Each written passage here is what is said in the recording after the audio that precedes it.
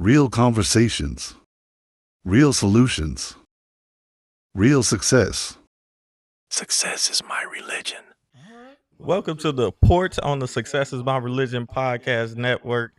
I'm here with the success engineer, me, and then I'm here with CJ, the chosen one, and we are at Big Steve's studio, Strange Rabbit Studios. Screaming Rabbit. Screaming Rabbit. Screaming Rabbit. Strange Rabbit. We love that name. Screaming Rabbit Studios. So hold on. We're gonna bring Steve in. Steve is a good friend of mine. We met through some birthday parties, get-togethers that we just happened to be at, and we was like the only two dudes there. And I was like, I got clubbing with a bunch of women, but we're gonna bring Big Steve in on this. Welcome, Big Steve. Hold on, let me give you an applause. Big Steve. So Big Steve is introduce yourself. What do you do? Why are we here? What do you do here? And then what do you do professionally to make money and all of that? Just a little bit about you. Well, right now we're in my studio, Screaming Rabbit Studios. I am an artist, self-publisher.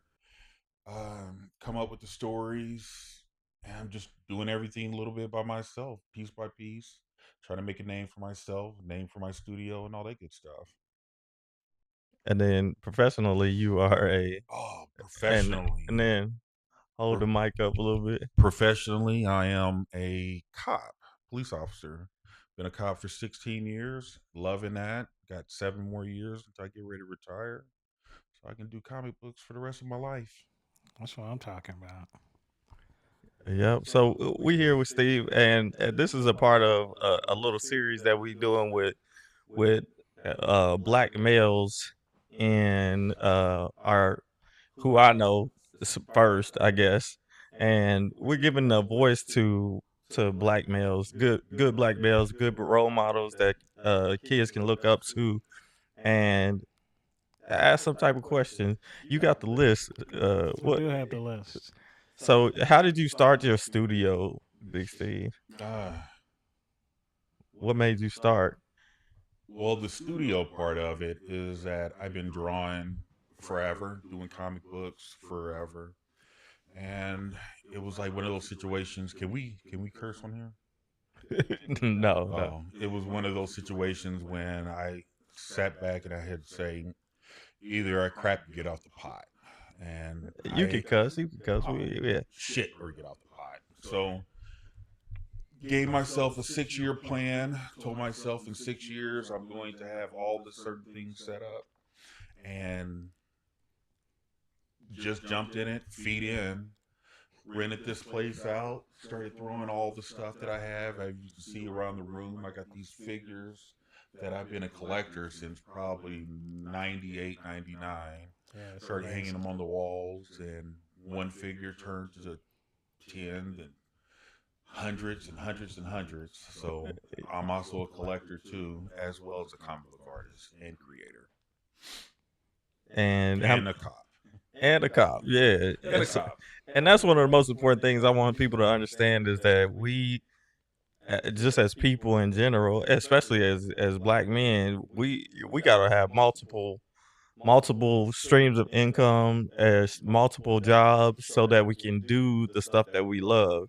Like I guess you love being a cop too, right? Oh yeah, I love it. Yeah. So ultimately, you doing everything that you love to do or had an interest in long term, right? Oh, yeah. Pretty much so. And then so how many comics have you? So your main focus is comics, right? Yes. And how did you get into that? Comics, I think I was probably in middle school and had this one kid named LaShawn that used to bring his comic books in. I would go through his comic books, look at everything. Found some interesting artists that I just love, like Jim Lee, when he was drawing the X-Men, and I would just copy, trace a lot of the stuff that he was doing. And that's how a lot of guys actually learned how to draw is by copying Definitely. some of their favorite artists. And Jim Lee was one of my favorite that I just copied his style, drew my characters on his style, and then over the years developed my own style where a little bit of Jim Lee's influence still falls into my artwork. Is Jim Lee different than Stan Lee? Oh yeah. Okay, okay. Yeah, one's Korean and one's Jewish. All right, yeah, that's one difference. Hey, you a drawer too? Like you draw and stuff, right? Yeah, I dabble. I'm not as committed as Steve, but Oh, what do I you was draw? there. Well, I used to just draw like Ninja Turtles and like all the X-Men stuff, and all stuff like Batman and all that stuff. I used to do all that. I had a teacher in the fourth grade, and I was real big. Ninja Turtles, just the cartoon. The comic book's been out for a while, but the cartoon just came out in '87. So Yeah. I was I want to say about 10 years old. So I think I was in fourth grade just drawing them. And my teacher, I still remember her name, Miss Wolf, and she said, if you could do your arithmetic as good as you could draw those Ninja Turtles, you'll be the smartest person in school. Wow. And you could tell I just dated my age by saying arithmetic. Well, that's all right. Because these kids today they won't even know what the word arithmetic even means. Probably don't know how to write in cursive either. But that's all No, right. they don't know how to write in cursive, but man, y'all better get off my young people, man. They all right. Them doing We real gonna good. get them right. That's why Yeah. we gonna get them right. Talk about your school, your growing up in school. You said that you weren't that great of a student. Let me see that list. Go ahead. So I would say back in late '80s, early '90s, mainly the '90s, where I grew up in the hood. I grew up in The Wyandotte dot. County, The the dot. Dot. And so in Wyandotte County, which when I was growing up, being a black nerd was it wasn't cool. It was one of those secret things where you just kind of been a nerd and you only expose yourself when you meet other black nerds or other nerds in general. Mm-hmm. So it's not like how it is today where everybody is just proud to be whoever whoever they are yeah, too. exactly. And back in the day, you couldn't do that. No, absolutely not. Believe me, I know. Right. And then, so were you good in school? Like, were you a good student? No, I wasn't. I was not. That's why, like now, there's so many people that just can't even believe that I'm a cop now. Where my people I graduated high school from, they know me from the kid that I just think I was just more unruly than just actual like a real trouble kid. I wasn't going out robbing people and stealing cars and all that kind of stuff, but I was just more disruptive. I fought a lot. Why did you did. fight so I much? Like, just, I was just one of those kind of kids. I think where now they say that when you're growing up, you're getting ignored or whatever. attention. You want attention, and negative attention is still attention. Oh, Period. yeah. So I wanted that attention, and if I felt like I had to get it at school where somebody had to pay attention to me, laugh at me, laugh with me, or whatever, that's the attention that I wanted. Yeah, and growing up in the die, you said people didn't think you were going to turn out to be a cop. Oh, no. I remember one time in the 9th grade, I got suspended for the whole year. Damn. And ended up flunking. Oh. Yeah, I flunked the 9th grade. And so when it was time for me to go back to school, here I am going to school back as a freshman, where all the people I started school with are all sophomores. Yeah. And I'm up here lying and stuff, trying to say that I'm a sophomore too, knowing damn well that I wasn't. I'm good. But Oh. the lies, it was a lot of lying, and then eventually. But you never got in legal trouble. What was did you ever get in legal trouble? Oh Or no, okay, never legal trouble. I mean, I've never been locked up into the juvenile system or anything like that. you was just unruly. I That's was the difference between very unruly unruly. and and what did you say? Unruly and what was the opposite? And just a troubled kid. Yeah, You just a was troubled kid. yeah. Yeah, just not good. Did you grow up with a father figure in your house? I grew up with a stepfather. My biological father is actually, he was on the sheriff's department here in Jackson County. Oh, So even though knowing that my dad's been on an episode of Cops before and everything else, and I was just like, nah, I don't want to be no cop. I never had the desire to be a cop. I mean, I just knew I was going to be this big comic book artist. Well, even before the whole comic book artist thing, I wanted to be a professional wrestler. So I was Oh, like one of the kind of nice. kids that every year was something new. I wanted to be something else, from a professional wrestler, a football player, a basketball player, and didn't decide I wanted to be a cop until I was 29. Mm. And it just hit me. I love the stories. I love the excitement. I love the fights that the other officers was telling me that they were getting into. I mean, because I love to fight. I mean, like I said Yeah. before, in high school, I love fighting. And I was like, well, shoot, I want to fight. And I get paid to do it? It's amazing. How many fights you get in on a regular Oh, basis? God.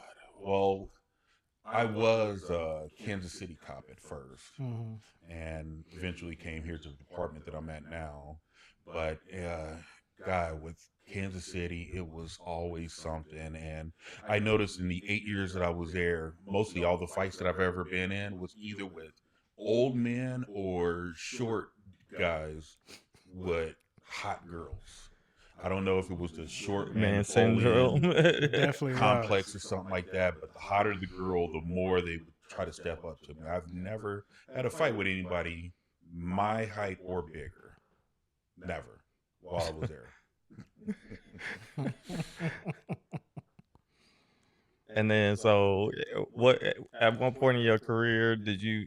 Or you said you real early on you wanted to be a artist or a comic book star, superstar artist or whatever. Well, the whole star thing actually hit probably right after high school, after I graduated. And I actually got a scholarship to play football up in Highland, Kansas. Oh, Uh, nice. oh, it was country. It was so country. I mean, even though they call Wyandotte County the country, Mhm. this had Wyandotte County beat. I'm talking about our practice field was next to a field with cows. I remember one morning coming on the practice field, and I mean there was toads everywhere. Oh, I mean it was just so country that I got homesick. I mean this was the first time I could sit here and say I miss gunshots. I miss helicopters flying. I miss the sirens. I miss all of it. And I got homesick and I went back home. That sounds like a lot of stories that I hear from Mm-hmm. people in Wyandotte County. Oh, yeah. That what you just got homesick and you didn't want to finish it out. Like, did you have a goal? Like, No, I didn't have any goal. I mean, especially that knowing that what I wanted to do in life, I didn't have to go to college for it. So yeah, okay. I think that's where it was kind of playing and bouncing around in my head where, I mean, the only thing that I had to go to, well, I guess to be the football player or even go and doing basketball, I had to go to college. So I guess I was in the right place. But after a while, just that inspiration for sports just yeah. it was kind of went away because I got into sports late. And because I was, like I said before, I was always in trouble. I played football my senior year. I played one game, and I think that one game I had like I want to say 10, 11 tackles, Mm. one sack, and I got a scholarship Oh yeah. to Highland. I mean, Community college. yeah, Yeah. first time playing football, organized Organized. football. That was my first game. I mean, size did matter in one of these situations. I Yeah. was already about 6'4", 6'5", probably about 260, 70 pounds. And you had 11 tackles. That's a lot. Yeah, first The game, first first game. game, I got a scholarship. That's a And lot. then, did you play the whole season or no? Like, what Well, happened? high school I did, Yeah. but not in college.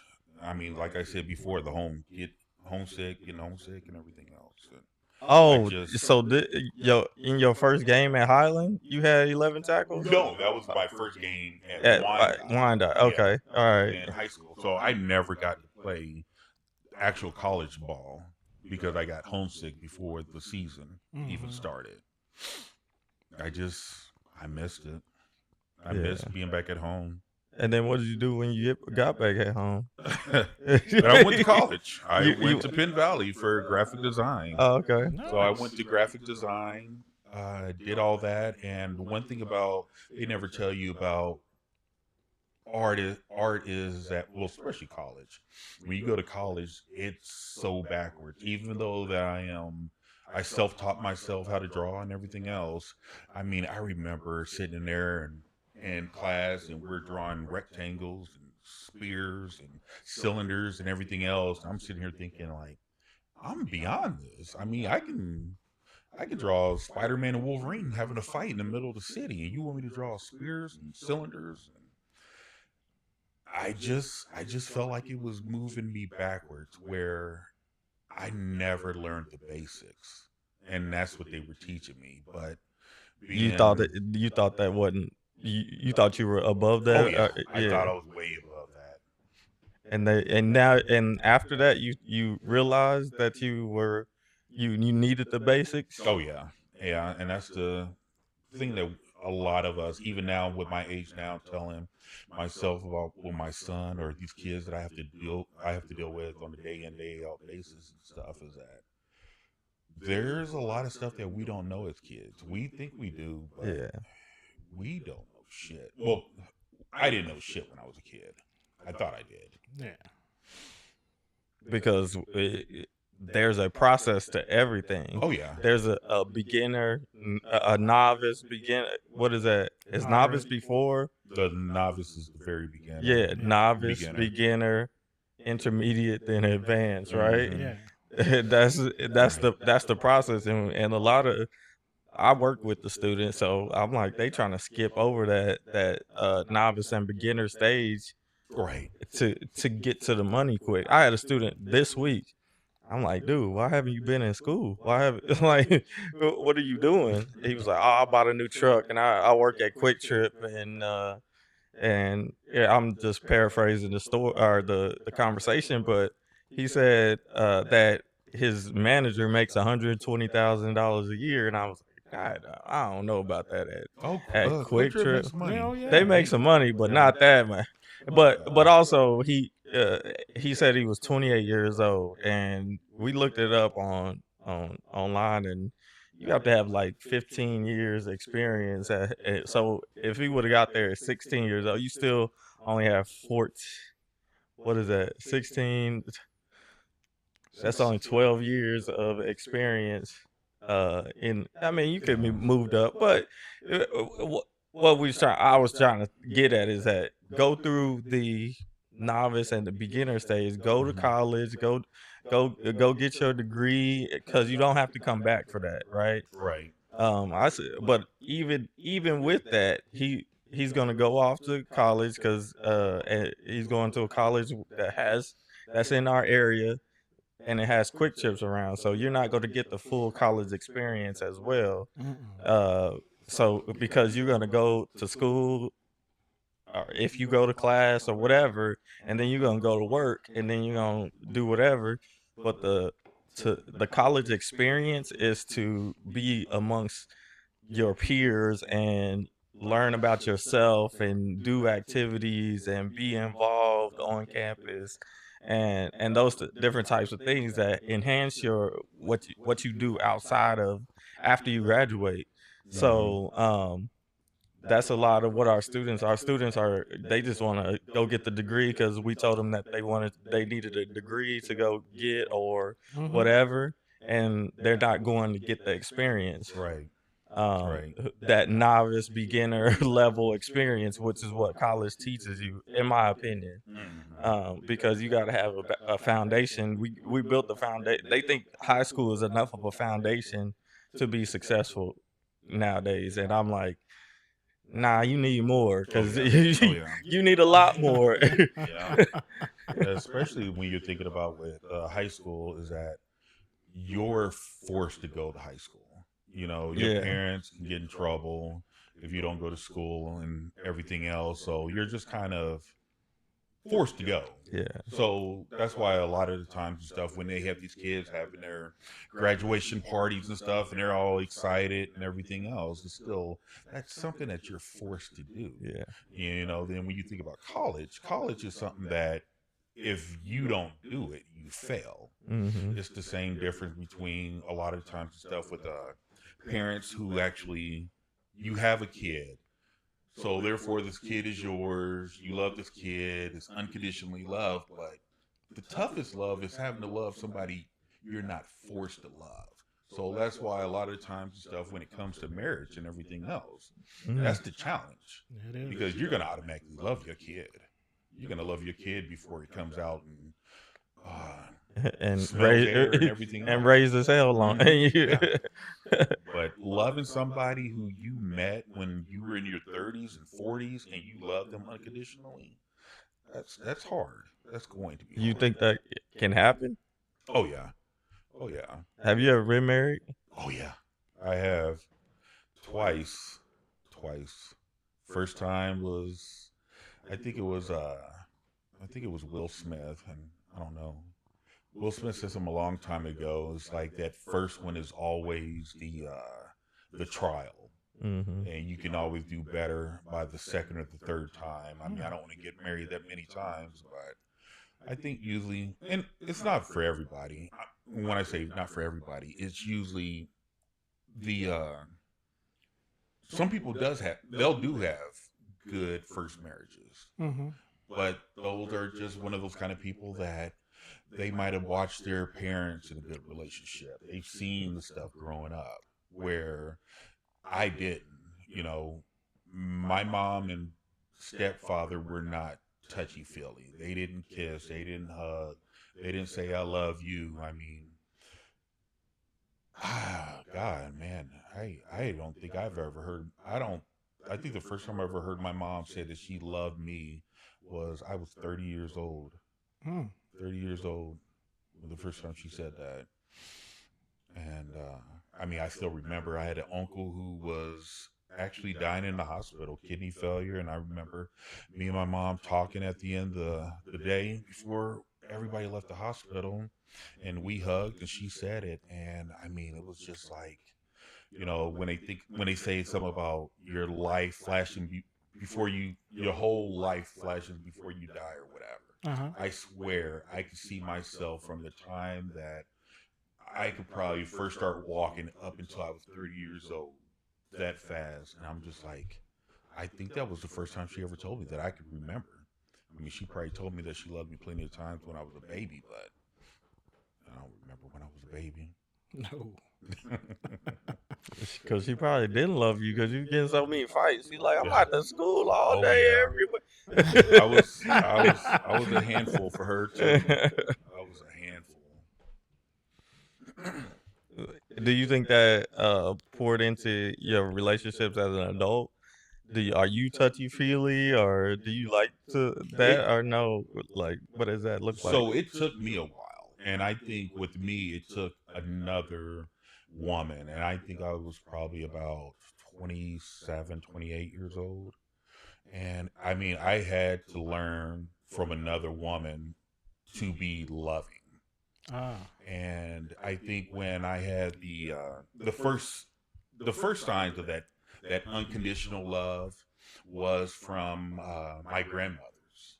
Oh And yeah. so my dad's mom and my dad's grandmother was still alive when I was in my 20s, and they were the kind of women that, the hugging, the I love you, and everything else. And it's just, that was just nothing I have ever experienced, Mm. of just having that kind of love. Now my mom's mom, I knew her, and she was very tough, but she was fair. I mean, she loved me, but it was a kind of different love. It's like my mom's mom loved me like how my grandpa how a man would love another man, or a father Oh. and son type of relationship. Okay, I understand. She was very hard, not hard, but she was very truthful. And I think that's what a lot of the kids, what we were just talking about earlier, I think the kids today can't accept criticism, constructive criticism. And that's the hardest part, where they want to jump over being a novice, a beginner, and everything else. And they're a novice because they said, this is what I want to do. Bouncing a ball, a couple of times, throwing it through a hoop. The next thing you know, they think they can go to the NBA. Oh no. They're not thinking about rec leagues or AA. What was it? AAU. AAU. Yeah, AAU, college, tryouts, all that kind of stuff. They want to go straight into the NBA.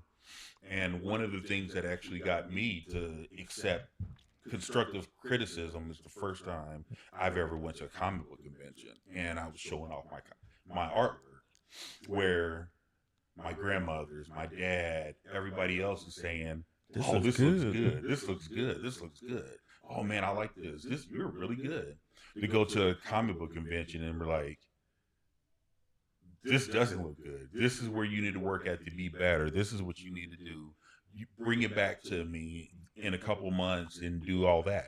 I didn't experience that constructive criticism until I was in my 20s. Mm. And I know with high school, it might be, I don't know, it might be a little worse now and stuff, where every kid's a good kid. Yeah. I mean, because the teachers are told, this is what you need to say. You need to build up their self-esteem, where I work differently.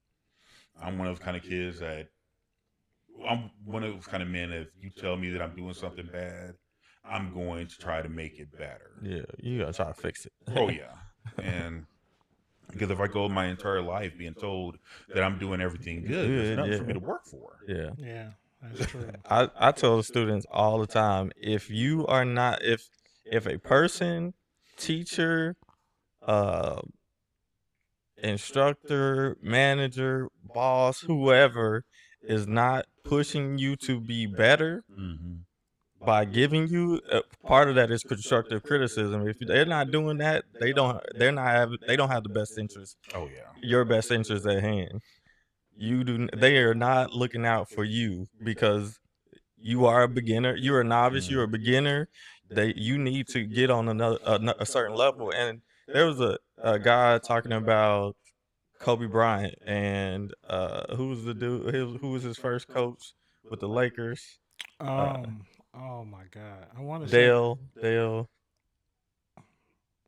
I was gonna say it was Byron Scott. No. No? It was I know it was Dale something, but Oh, Dale Harris. I don't know what his last. I don't know if that's his last name, but he didn't start Kobe over Eddie Jones, even though Kobe came in and started when Eddie Jones went out with an injury, and Kobe Bryant scored like 30 something points, and they was like, yeah, Dale Harris maybe he's a bad coach for not playing Kobe from the Kobe we know now. He was like, he should have played Kobe. I was like, maybe he created the Kobe that we know now. Right. Unintentional unintentional outcome Yeah. Mm-hmm. is that we got the Kobe Bryant now because he held them back a little bit. Right. A little bit. Hey, learn the ropes. Sit under this person and wait your turn a little bit. You only got to wait one more year. Your rookie year, even though you got selected to the All-Star game. Everybody knows that you're gonna be the next one, but go ahead and go learn how to practice. Yeah, enjoy And that then process. he shot them air balls in the in the playoffs, right? Yeah, I remember that game. I watched Yeah, it. It was yeah. terrible.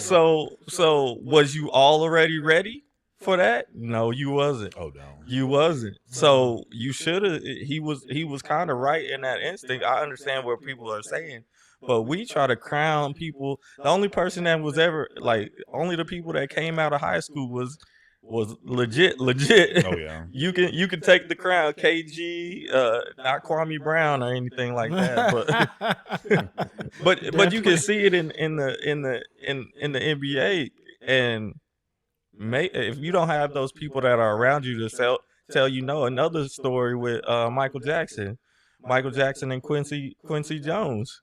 Uh, Quincy Jones was the only person that could tell Michael Jackson no. Everybody that works with Michael Jackson would not tell Michael Jackson no. Quincy Jackson told Michael no. We're only putting this many songs on the album. We're only doing a double album here. We're only doing these songs. Even one of the songs, I saw a clip about it. Even one of the songs that is an iconic intro. Michael Jackson didn't want the iconic intro, and Quincy Jones was like, "We putting that on there. That's the song right there." And the intro stayed, and because Quincy Jones said no to Michael. But he somebody knows better than you for that reason. That's what I'm getting at. Is that there's a reason why they're in that position. Yeah, they can see stuff. They can see your potential. They can see it, but they want to develop you at the same time. You don't know it, and that's the issue that I have with a lot of young people, is that I can't tell you what the outcome is of this work that we're gonna put in. I can't tell you what the exact outcome is, but I know we have to put in this work to develop you into the person that you need to be to reach your fullest potential. Exactly. Yeah. That's the most important thing. And another thing that I have been looking into and kind of thinking about is that most black people, if you look at how long slavery was, and then how long Jim Crow lasted, all the way up until 1965 when they signed the Civil Rights Act, we're free at 1965, right? So if our parents were born before that, they weren't necessarily free to move about how they wanted to. Absolutely You know what I mean? not, no. So we're the first generation. My mom was born in 1961. So I'm the first free generation in my immediate family. So we still have a lot to learn. Oh yeah. And this is what also I was thinking about. We need to give ourselves a little bit of grace for that fact. We're not 200 years in here in this. We're not messing up the lineage of our family. We're the start of it all. We don't know what that looks like at the end. It's no disrespect, but it's white people. They've been doing it for generations. Generations been passing stuff down and passing knowledge down of how to do things and how to manage a family and how to do those types of things. We starting it all. My mom grew up without parents. I didn't have grandparents. I only had one parent. Really? You know what I mean? So that's a rough start just in that aspect. And now you add on not having money. We wasn't broke or homeless or anything like that, but the struggle was real. I knew the struggle. I understood that we wasn't living like like the other people in my neighborhood and stuff. So we do got to give ourselves some grace, but we also have to look at what we're absolutely doing. and we gotta understand that we are novice and beginners Oh yeah. Oh yeah. in the generational wealth type of thing. We up here talking about generational wealth. We don't even know how to manage our money as a people. 20 or how many $3 trillion we make, Right. and we spend it on what? Yeah, that's a lack of immaturity. Cadillacs and Jordans and jewelry. Yeah, we save in companies. We save Cadillac. Right. Right. You see what I'm saying? And it's just we got to give ourselves some grace, and we have to understand that we are in that novice and beginner stage, so we can take those gradual steps. Like I think I pushed pushed myself monetarily wise when I should have pulled back and held back a little bit longer to do some things like get a motorcycle or do like I should have not did that and just save that money, Yeah. and instead of just going ahead and impulse buying that thing. But it's paid off now, so it's all right. That's neither here nor there. But Yeah. A lot of it's just lessons and stuff that we learn on ourselves. I mean, like we were just talking about it earlier, it's just wanting better. You know, you can have people in your life, uncles, grandparents, teachers, everything else in your life telling you to do better and everything else. But I think it comes from, it takes a very special person to realize on their own to be better. So when I got suspended for fighting, I flunked and everything else. I mean, something just hit me, and something inside my head told me to go to night school. And I remember going to night school, and at that time, Schlegel was one of the night school places that you go for night school and summer school. Good old Schlegel. Is it still the same way now? Oh, I don't know. so I remember finding a way to catch the bus, the metro, all the way out there because I didn't have a car at that time, and put myself through summer school, night school, and everything else just so I can graduate with the people that I started high school with. Yeah. Because if it wasn't for the fact that I was also born late in November, I mean, with the whole flunking and Yeah. everything else, I would have graduated from high school at 20 years old. And I just turned 19 when I graduated. So what was the switch that wanted to make you wanted to get better? I think a lot of it had to do, well, I think the biggest thing was embarrassment. Going online saying that I was a sophomore when I was still a freshman, and just all of that. And I mean, I can only keep up the lie. I can only lie to the classmates for so long, but I was lying to myself every day. I mean, just every day it was just a lie.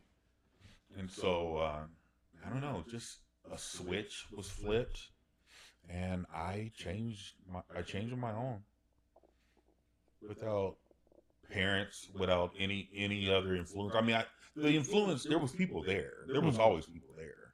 I mean, some of who I am now is involved with people coming into my life, but it's still going to take that whole you want to do it.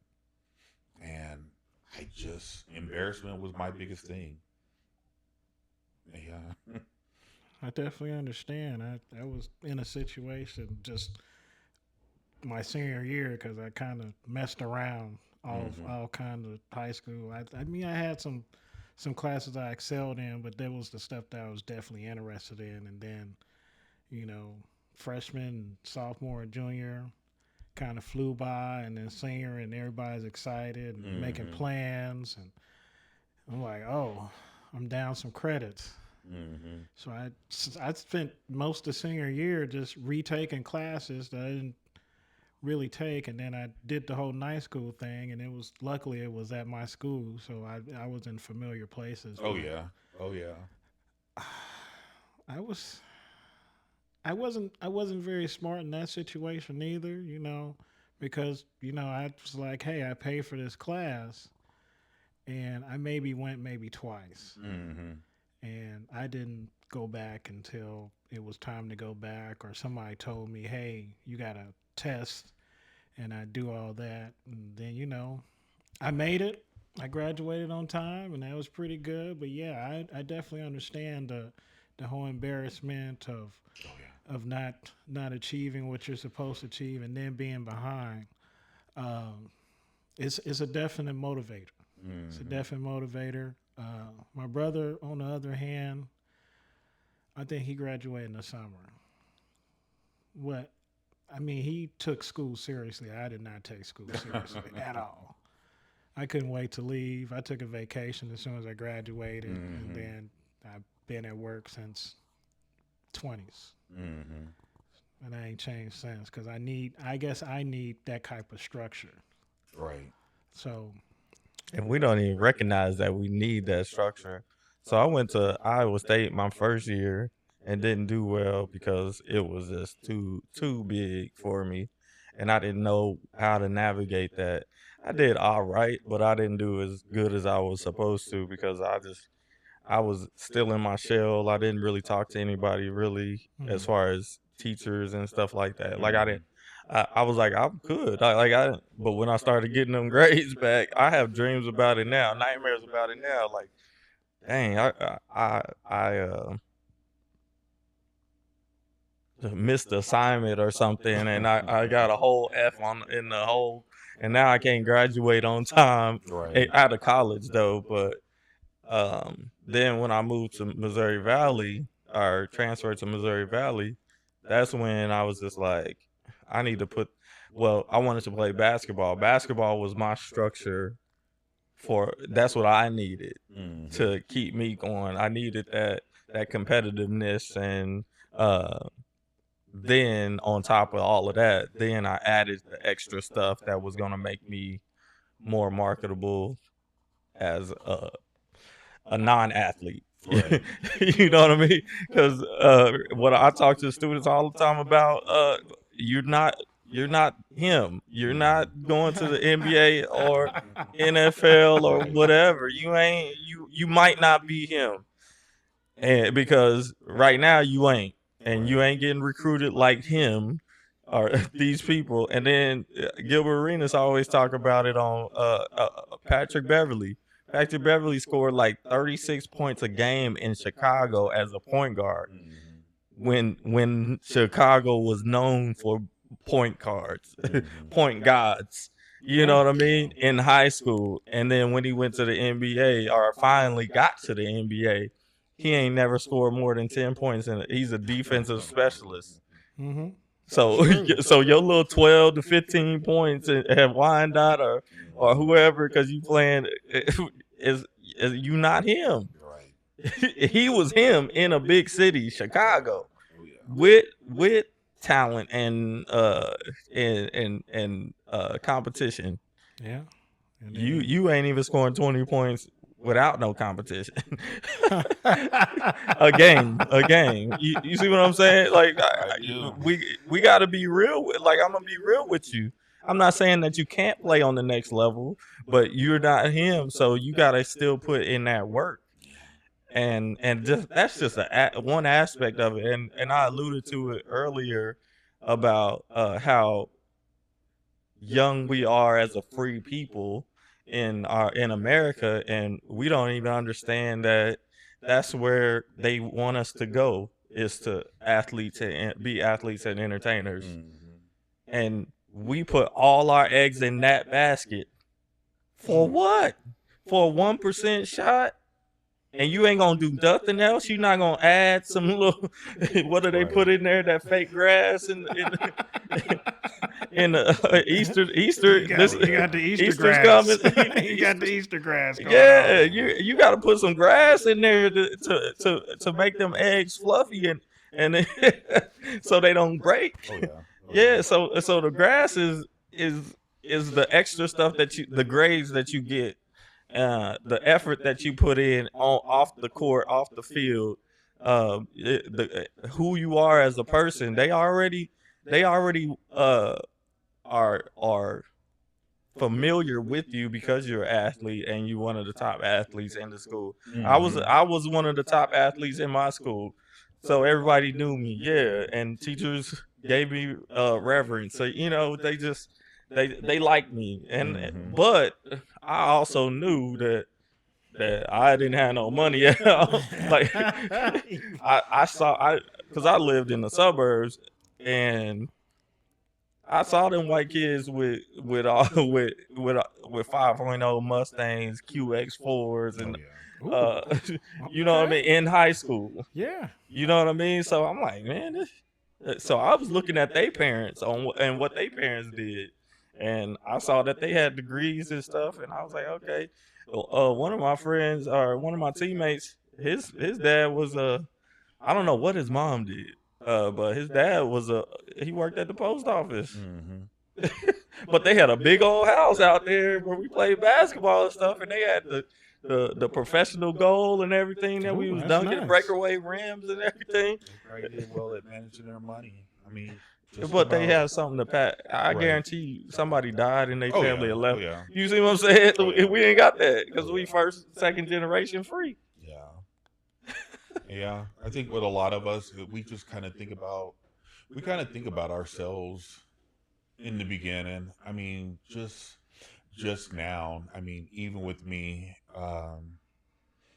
one of my biggest things that I do want to be a grandfather, and I want to be able to give all this stuff to my grandchildren. I'm not talking about just the personal. I mean the given stuff right here, the figures or whatever. But I think about with my comic books and everything else. It's like passing on that world that I created to my grandchildren and stuff, where they can just take that world. What about your kids first? Well, my kids are not into the whole comic book. No, but Well- you're gonna pass it down to them first, right?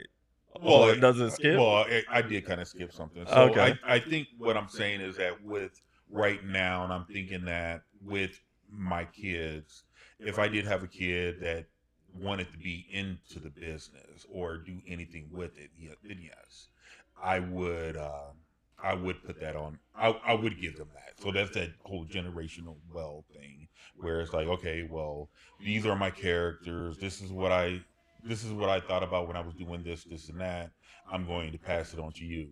I think about what I'm saying is like, I don't know which Toy Story it was, but it was the one Toy Story where at the end, Andy started giving out Buzz and Woody and stuff to that little girl. He was like, hey, this is Buzz. This is what he's about. He's good friends with Woody. This is blah, blah, blah. That's how I want to pass that down. And Oh, so okay. once I Mhm. pass these stories and stuff down to my children, I don't know why I always got the vision of my grandchildren or whatever, because I don't have any, but I'm thinking about that. But you're thinking about them because you already know that your kids don't want to inherit that aspect of it. As of right now, As of right yeah. now, yeah. As of right now, yeah. But just having this whole universe of passing stuff down to the next generation, so they can do something with it. It's like that saying, teaching a man how to fish and everything else. That's what I want to do. Where I think some of us grew up on the whole, no, give me a fish, give me a fish, give me a fish. It Oh, goes yeah. from let me teach you how to fish. And it's I don't know. I don't know where this got lost at. Somewhere it's lost. I mean, we were told this in the 80s, in the 90s, and somehow from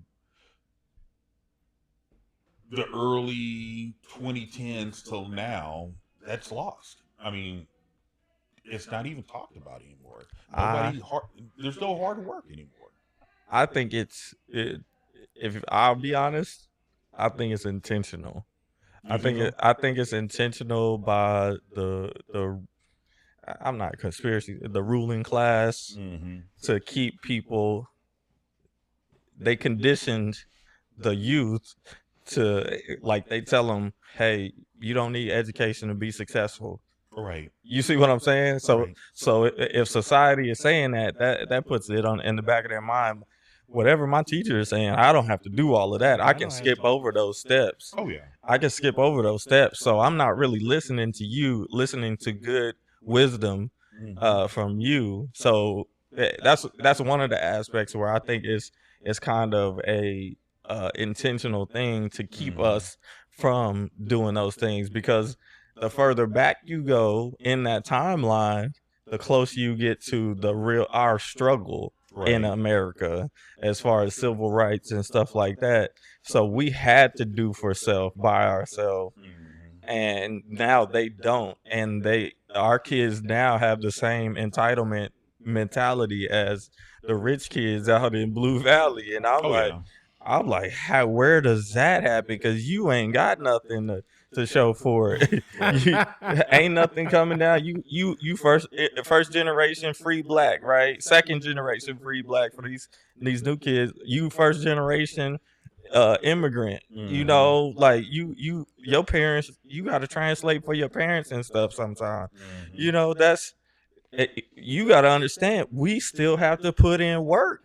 Oh yeah. You still have to put in work. But society doesn't want them to understand that. Society doesn't want them to reach their fullest potential and really use their critical thinking, because they know that the youngest generation now is the freest generation, and they got Right. the most exposure to the most information ever. Oh yeah. I mean, especially to the point where, I mean, God, you can have a TikTok model and stuff. She makes more money than I do. Yeah, I mean, teachers and everything. in Yeah, in a month, she can bring home way more money than I can in probably 2 years as a yeah, cop. That's So crazy work. it's easier. I mean, all they got to do is pull out their cell phone, look in the mirror, shake their booty, take pictures and of their feet. yeah. I mean, it's ridiculous how easy, and there's just no hard work anymore. But You don't have to work for anything. yeah, but good times create soft people. Oh yeah. We've created good times for them. Mm-hmm. We've created a whole ecosystem where they're getting paid $15 to $20 an hour at a just McDonald's and stuff. Yeah. They didn't work for that. Yeah. We people in the Mhm. past fought for a livable minimum wage type of thing. Right. And now you're getting the benefits of it. And now this is where I challenge them young people. I say, hey, you have something, you have to carry on. We pass the torch to you. Mhm. We pass you a lit and well lit torch with you getting paid $15, $19, $28 Yeah. an hour And that's amazing. in high school. And you telling me you can't do something with that? You just want to Mhm. spend on stuff and go on trips and go to concerts and stuff? No, we need you to save that money. We need you to make a plan with that money. You are young enough that you can save that money, and you will have a decent chunk of money at 25, 30 years old when you're a real adult and can do real stuff. Mhm.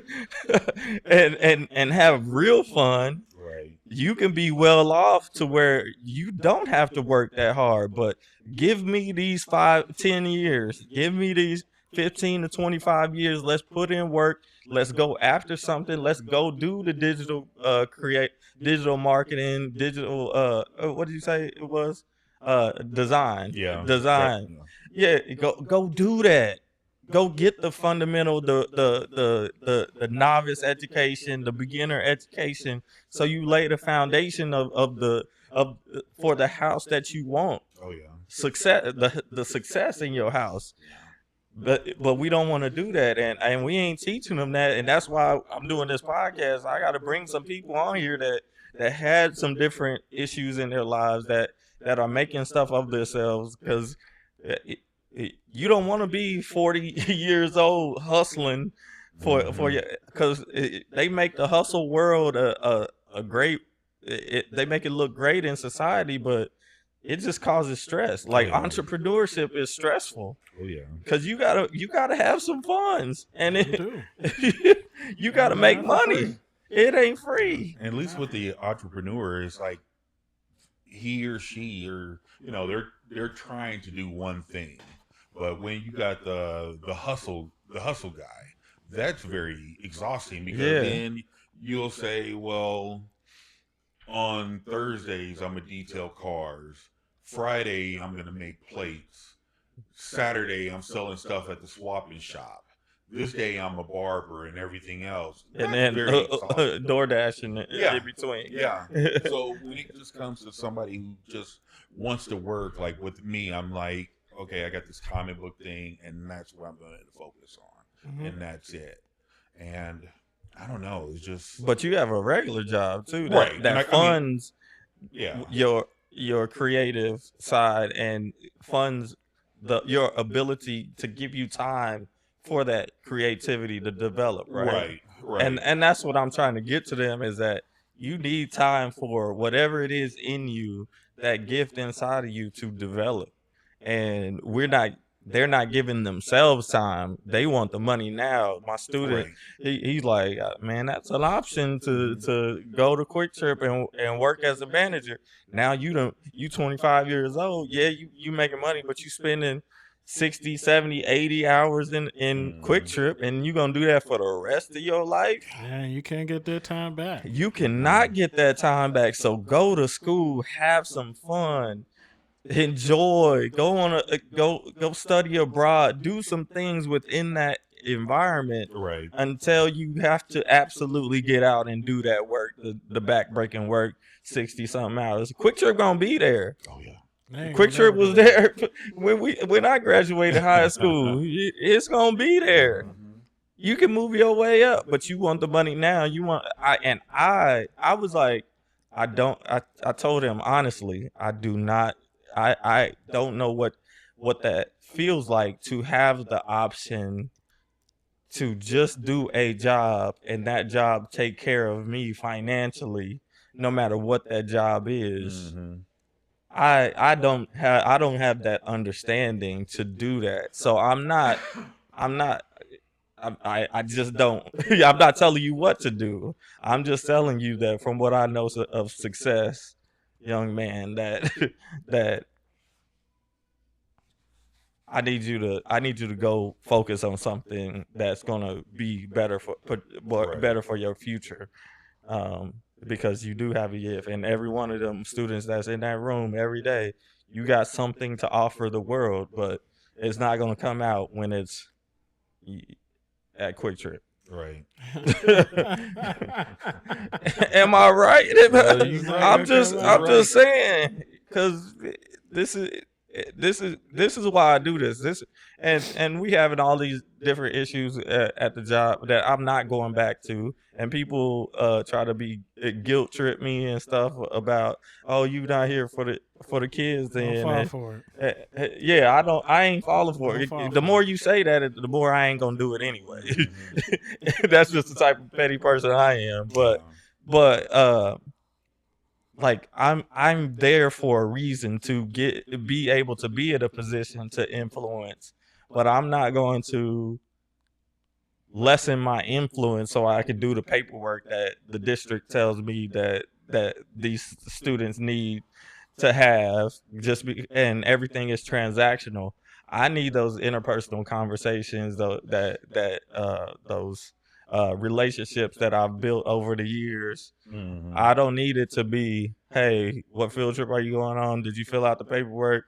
Let me help you with your scholarship. That's transactional to me, and I don't want to do that. So, and it's tough because I want to be there, but then I'm just like, man, I got to do what's best for me. I don't even like doing that type of stuff. So me to accept a job that I don't even like to do, I don't even know why I even interview for it. I should have just not interviewed. But I wanted to keep my keep my options open. But at the same time, am I giving my all to my creativity in this? You already know I ain't giving my enough, and I'm hard on myself too. So, and I work at the schools to be in the environments and get a paycheck so that I can stretch this out a little bit longer, so I could develop what I needed to develop. But now it's just I'm forced to do this.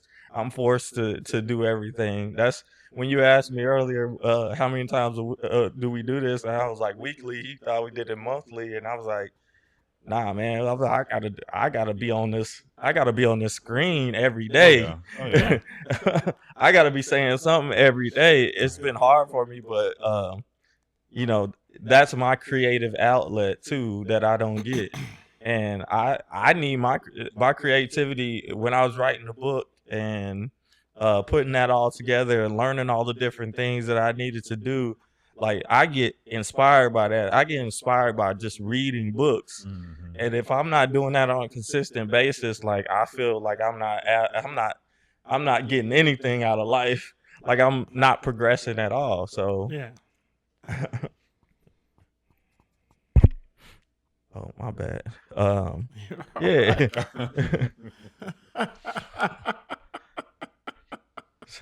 I hit the mic. That's why I said my Oh, I bad. thought you was talking about wiggling your nose around. Yeah, I saw you do your yawn. Yeah, you wasn't supposed to see that, but that's all right. But anyway, Yeah, so we only got a few more minutes, about 15 minutes. Let me